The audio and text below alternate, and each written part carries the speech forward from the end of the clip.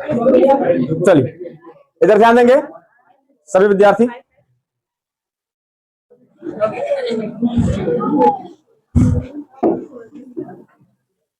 पिछले क्लास में हम चर्चा किए थे जय प्रकार का एक टॉपिक जिसका नाम था क्या, श्वसन। क्या था? उससे आगे ये पढ़ना है ब्लड, क्योंकि उसका अगला टॉपिक है हमारा क्या, परिवहन। क्या है? तो हमारे शरीर में जितने भी जो भी पोषक तत्व है या फिर जिन चीजों को एक जगह से दूसरी जगह ले आना जाना होता है उसका ज्यादातर काम कौन करता है? तो रक्त। अब रक्त के बारे में आज पूरा डिटेल से पढ़ेंगे। इसके बाद रक्त से किसी भी तरह का क्वेश्चन होगा आपसे छूटने वाला नहीं है। ये आपके बोर्ड एग्जाम हो या फिर आने वाले टाइम में आपका किसी भी तरह का कॉम्पिटेटिव एग्जाम हो, ब्लड से रिलेटेड क्वेश्चन नहीं छूटेगा। और एक ही क्लास में इसको याद कर लेना है। ध्यान देंगे, रक्त, ब्लड। ब्लड का दो हिस्सा होता है, एक है हमारा जिसको बोलते हैं प्लाज्मा, जो हमारे रक्त का कितना परसेंट होता है? तो 55%। और दूसरा है रक्त कोशिका। क्या है? रक्त कोशिका, जो हमारे ब्लड का कितना परसेंट होता है? 45%। कितना परसेंट? आगे ध्यान देंगे। हम सबसे पहले पढ़ते हैं कि हमारा रक्त के बारे में पहले बेसिक इंफॉर्मेशन जानते हैं। यहां से भी एग्जाम में अक्सर ऑब्जेक्टिव में क्वेश्चन पूछ लिया जाता है। रक्त पूछा जाए कि रक्त किस तरह का ऊतक है, तो ये संयोजी ऊतक है। कौन सा ऊतक है? हाँ, कनेक्टिव टिश्यू। कनेक्टिव सर संयोजी ऊतक क्यों बोलते हैं? ये संयोजी ऊतक होता है। संयोजी का मतलब क्या होता है? जोड़ना। क्या होता है? जोड़ना। तो ब्लड जो है सो हमारे शरीर को पूरे जोड़ता है, ऊपर से नीचे तक। अभी मान लो हम लोग सोचो कि यहाँ पर जख्म है, यहाँ पर मान लो कट गया, दवा खाते हैं, यहाँ ठीक कैसे हो जाता है? कोई तो है जो उस दवा में जो भी हमारा गुण है उसको यहाँ तक पहुंचाया जा रहा है। उस मेडिसिन का प्रॉपर्टी जो है दवा तक, जो हमारा जख्म है वहां तक पहुंचाया जा रहा है ना, तभी तो ठीक हो रहा है ना। तो वो कनेक्ट करने का काम कौन कर रहा है? ब्लड। कौन कर रहा है? हम जो मेडिसिन लिए उसका जो प्रॉपर्टी है वो ब्लड में मिला। किसमें मिला? और ब्लड जहां रिक्वायरमेंट हमारा क्या किया? पहुंचा दिया। इसीलिए ब्लड को क्या कहा जाता है? संयोजी ऊतक। क्या कहा जाता है? संयोजी ऊतक। हमारे शरीर में लगभग 5 से 6 लीटर, 5 से एक जनरली, हालांकि हम निकालने का तरीका बताया कितना, रक्त की मात्रा जो होता है हमारे भार का कितना होता है? 7%। कितना होता है? 7%। आप लोग अपना अपना शरीर में कितना कितना ब्लड निकाल सकते हैं। जैसे मान लीजिए वेट कितना आप लोग का, तो वेट बताइए, कितना भार कितना है? 59-60 ऐसे मान सकते हैं ना। मान लो 60 कितना, 60 का 7% कितना होगा? 4.2 है ना। तो 4.2 लीटर इसके पास क्या है? हाँ, खून है।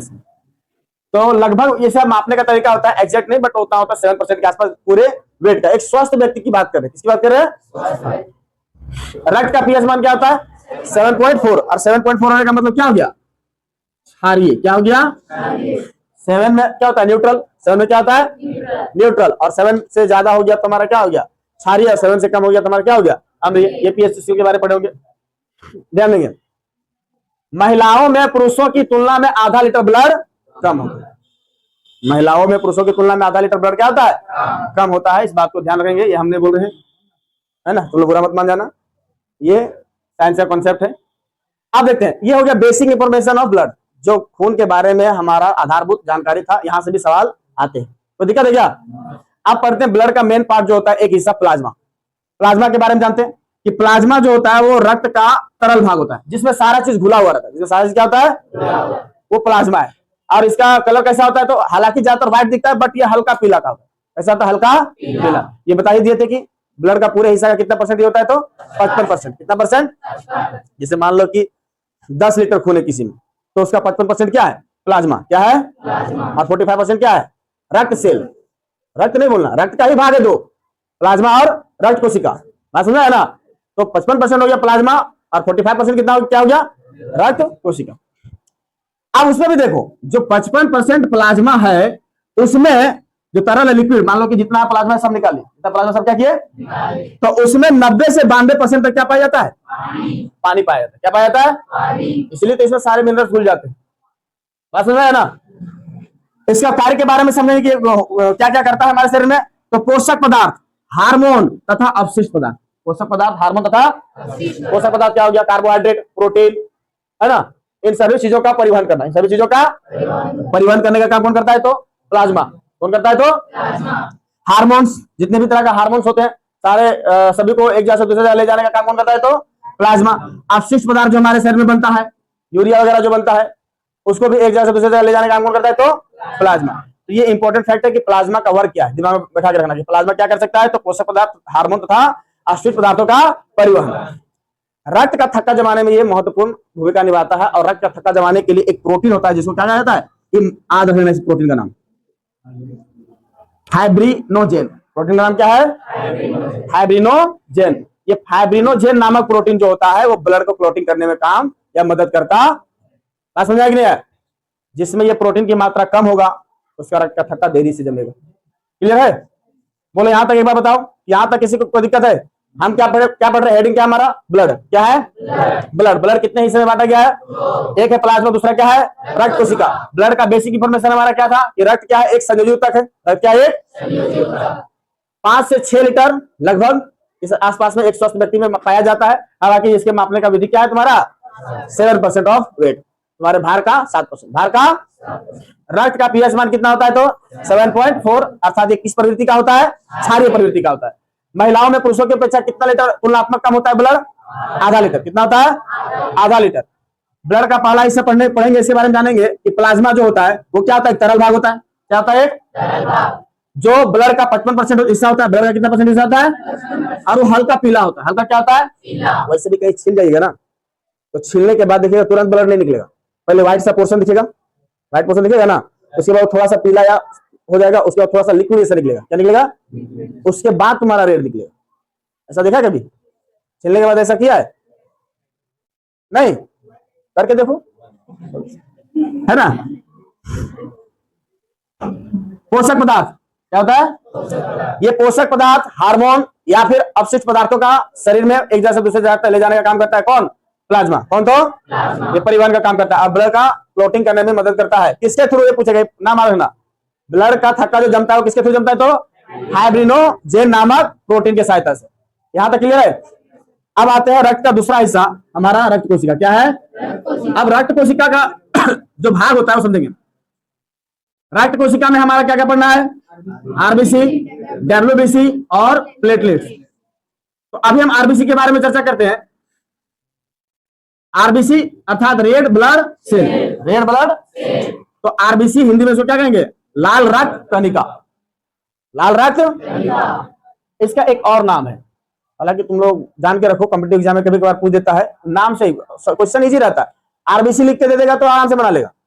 आरबीसी का कोई फैक्ट पूछा जाएगा जिसमें आरबीसी ना क्या पूछ जाएगा, एरिथ्रोसाइट्स पूछ देगा। क्या पूछ देगा, एरिथ्रोसाइट्स यूज कर देगा तुम्हारा आरबीसी के जगह पर। तो ध्यान रखना कि लाल रक्त कणिका को क्या कहा जाता है, एरिथ्रोसाइट्स। क्या कहा जाता है, देखो इसका निर्माण कहाँ होता है, तो इसका निर्माण होता है बोन मेरो। कहाँ होता है, अस्थि मज्जा। कहाँ होता है, क्रिस देखा है, क्रिस बोला लास्ट पार्ट जो जिसमें काल जो रहता है रे विलन, बोन मेरो चाहता है ना खुद को खड़ा करने के लिए, हाँ वो बनाता है हमारा कौन, किसका निर्माण करता है, आरबीसी का। हमारे शरीर में आरबीसी का निर्माण कहाँ होता है, तो अस्थि मज्जा में। कहाँ होता है, आ जाएगा, आरबीसी का निर्माण कहाँ होता है, अस्थि। अच्छा वहां पर जन्म लिया अस्थि मज्जा में, अब मरेगा भी शरीर के अंदर ही, शरीर के अंदर ही जन्म लेता है, शरीर के अंदर भी क्या होता है, ये मरता है। बट मरने का स्थान इसका दूसरे जगह पर, देखो मरेगा कहाँ पर, तो एक लीवर में। कहाँ पर, और स्प्लीन, ये बात याद रखना। स्प्लीन अर्थात इसको क्या कहा जाता है, प्लीहा। क्या कहा जाता है, प्लीहा को क्या कहा जाता है, रक्त का कब्रगाह कहा जाता है। रक्त का क्या कहा जाता है, कब्रगाह। कब्रगाह किसको बोलते हैं, जहां पर कोई व्यक्ति मर जाता है उसको दफना जाता है, उसी को ना। कोई प्राणी मर जाता है उसको दफनाने की जगह को क्या कहते हैं, कब्रगाह कहते हैं। तो स्प्लीन अर्थात ब्लड जब मरता है तो कहां पर मरता है, तो स्प्लीन में, इसलिए क्या कहा जाता है, कब्रगाह। क्या कहा जाता है, किसका, आरबीसी का। किसका, आरबीसी का। क्लियर है? निर्माण में सहायक, जैसे किसी में ब्लड की कमी हो गई, खून की कमी हो गई, तो खून की कमी हो गई क्या क्या खाओ, तो प्रोटीन खाओ, विटामिन B12 खाओ, फोलिक एसिड लो। बस हो गया।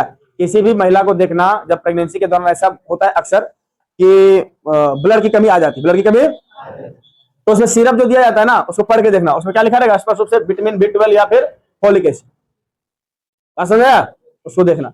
तो ये सब चीजों को लेते हैं एक्स्ट्रा तरीके से, तो हमारा आरबीसी का निर्माण बढ़ता है। आरबीसी का निर्माण क्या होता है, हाँ आरबीसी ऐसा नहीं कि बहुत लेट से बढ़ता है, यदि सही मात्रा में 5 से 7 दिन तक पर्याप्त मात्रा में लिया जाए प्रोटीन B12 या फोलिक एसिड या फिर आयरन का भी टैबलेट दिया जाता है, क्योंकि आरबीसी में क्या रहता है, एक हमारा वर्णक होता है जिसको हम लोग बोलते हैं क्या, हीमोग्लोबिन। क्या बोलते हैं, तो हीमोग्लोबिन में आयरन होता है। क्या होता है, तो वो आयरन का टैबलेट खाने के लिए दिया जाता है। कभी कभी तुम लोग को मिला होगा फ्री वाला आयरन का टैबलेट, नहीं मिला है?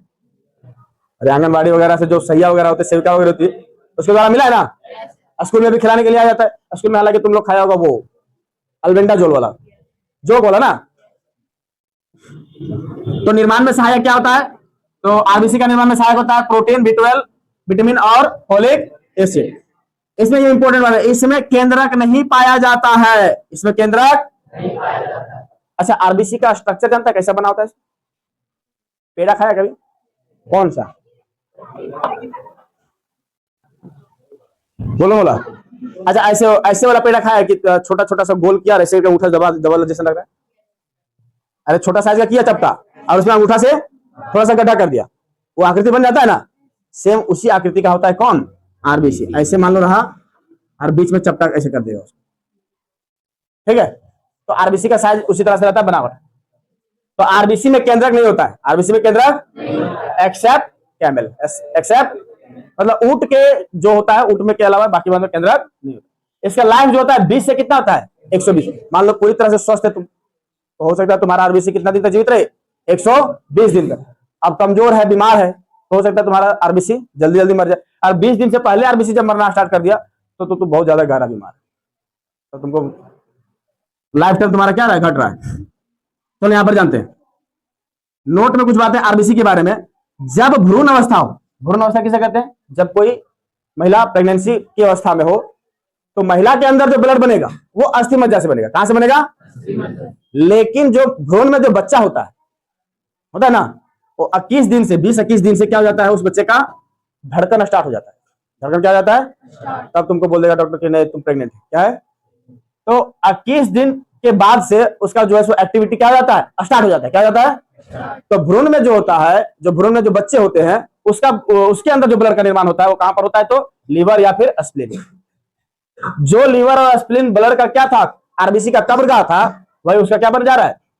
निर्माता बन जा रहा है। क्या बन जा रहा है? ये कंडीशन याद रखना कि जब बच्चे गर्भ में होते हैं तो उसका निर्माण कहां पर होता है? तो लीवर या फिर स्प्लीन में। ऐसे जनरली याद कर लिया कि बताया गया था कि ब्लड का निर्माण कहां होता है? अस्थि मज्जा में। कहां होता है? लेकिन ये नोट है, भ्रूण के अंदर लिखा गया है कि भ्रूण अवस्था में इसका निर्माण लीवर या स्प्लीन में होता। ब्लड का रंग लाल होता है किसके कारण? हीमोग्लोबिन के कारण। किसके कारण? हीमोग्लोबिन के कारण। और हीमोग्लोबिन में पाया जाता है क्या? आयरन। क्या पाया जाता है? Iron compound. और उस आयरन कंपाउंड को क्या कहा जाता है? हिमेटिन। क्या कहा जाता है? ये वर्ड याद रखना। हालांकि इसमें जितने भी पॉइंट्स लिखे सारे के सारे इंपॉर्टेंट है, कोई भी पॉइंट से एग्जाम में क्वेश्चन बनता है।